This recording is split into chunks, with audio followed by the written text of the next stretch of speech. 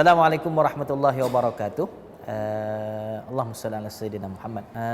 Suka untuk kita kongsikan beberapa panduan khususnya kepada mereka yang kali pertama dijemput oleh Allah Azza wa Jalla sebagai jemaah, kita panggil duyufur rahman, sama ada umrah ataupun haji lah.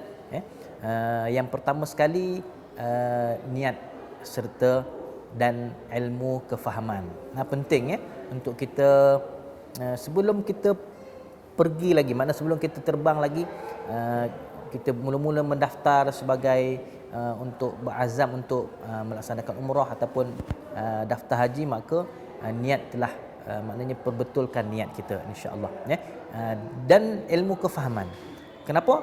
Sebab kita perlu memahami sedikit sebanyak daripada asas, dan kerana dengan ilmu lah yang membetulkan kita punya amal ibadah kita, insya-Allah. Jadi itu yang kita perlu hadiri kursus, hadiri kelas pengajian secara formal ataupun tidak formal.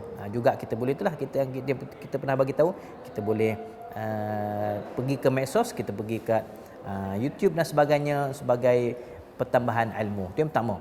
Yang kedua, persediaannya adalah kita sentuh tentang keluarga. Kita tinggalkan keluarga, maknanya kita telah maknanya kita melaksanakan ibadah umrah ataupun haji, keluarga yang ditinggalkan bagaimana, itu yang kita perlu tengok. Persiapan kalau kita ada anak-anak, bagaimana, siapa yang menguruskan bila kita tak ada. Itu yang ringkas. Yang ketiga, tentang kesihatan. Kesihatan pun perlu kita ambil cakna, sebab kalau kita tak sihat, bagaimana pula kita tak sihat. Betul ada yang mengatakan ini ketentuan Tuhan, kan. Ada orang kat Malaysia dia sakit, kat sana dia sihat. Ada orang kat sini dia sihat, kat sana sakit. Tetapi maknanya daripada kesihatan pun kita kena ambil maklum, dan kalau kita ada sakit, maknanya kita bersedialah dengan ubatnya dan sebagainya. Kemudian yang seterusnya adalah tentang keuangan.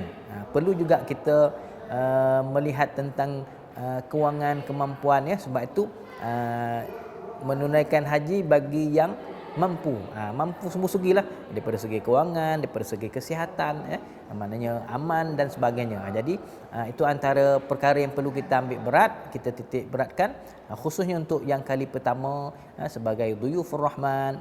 Dan yang paling penting saya tekankan adalah yang pertama tadi, niat dan kefahaman. Ilmu kefahaman sangat-sangat penting, sebab kita dah pergi mengorbankan perjalanan kita yang jauh, kemudian perbelanjaan, lagi banyak yang kita korban. Jadi bila sampai di Mekah dan Madinah, alangkah ruginya kalau kita hanya sekadar tengok orang dan hanya ikut.